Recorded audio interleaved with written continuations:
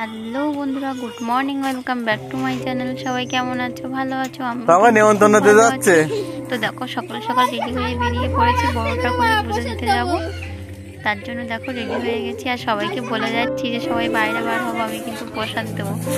তো দেখো ফাইনালি কিন্তু চলে এসেছি পূজা মণ্ডপে। আর এই যে দেখতে পাচ্ছ সবাই কিন্তু পূজার তোড়জোড় করছে, সবাই প্রসাদ থেকে রেডি করছে। তো আমিও প্রসাদ কেটে রেডি করে নিলাম। আর এই যে দেখতে পাচ্ছি এখানে বড় ঠাকুরের পূজা হয়। আর দেখো এই দিদিটা বন্ধুরা, এটা কিন্তু গ্রাম অঞ্চলে সবাই মিলে এক জায়গায় এখানেই কিন্তু পূজাটা দিতে আসে। আর এটা হলো একটা দাদুদের বাড়ি। তো এই লাক্সবাগান বাজারের পাশেই বাড়ি। তো এই দাদুটা খুবই গরিব মানুষ, মানে কি বলবো, সত্যি বোঝা যায় না। মানুষ খুবই গরিব মানুষ, তবুও এই পূজাটা দাদু খুব সুন্দরভাবেই করে সবাইকে নিয়ে। আর বেশ ভালোই লাগে। তো দেখো আমরা কিন্তু সবাই অনেকেই চলে এসেছি, আর অনেকে আসছি, সবাই হয়ে বসে পড়েছে। চলে এসেছি, পূজাও হচ্ছে। একটু পরেই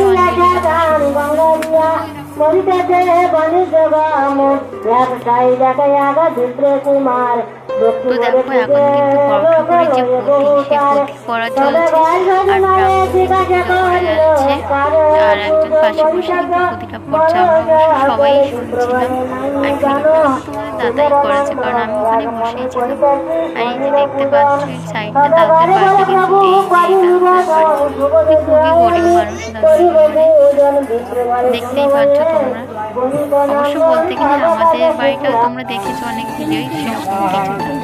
তো দেখো আরতি শুরু হয়ে গেছে। আর এই যে দেখতে পাচ্ছি আমি হাতে নিয়ে উময় দেওয়ার জন্য নারকেল, বেলপাতা এবং ফুল কাঠ, বেল কাঠ সব নিয়ে দাঁড়িয়েছিলাম।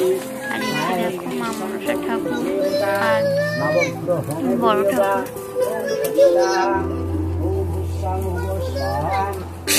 এটা মানে শ্রাবণ মাসের লাস্ট শনিবারের বড় ঠাকুরের পূজা।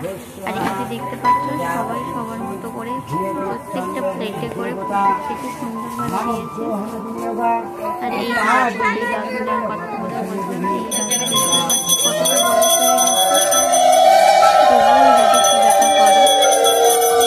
আমাদের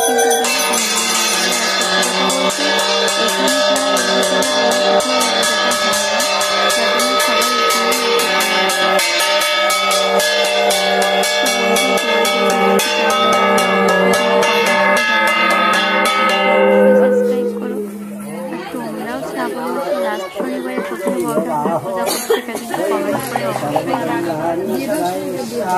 দেখো এখন দেওয়া হবে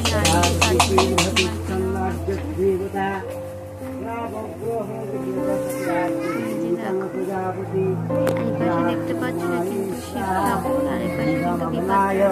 তো বন্ধুরা, ভিডিওটি তাহলে আমি এখানে আবারও কথা হবে। আর হ্যাঁ, ভালো লাগে অবশ্যই সাবস্ক্রাইব করো। Tata, bye bye.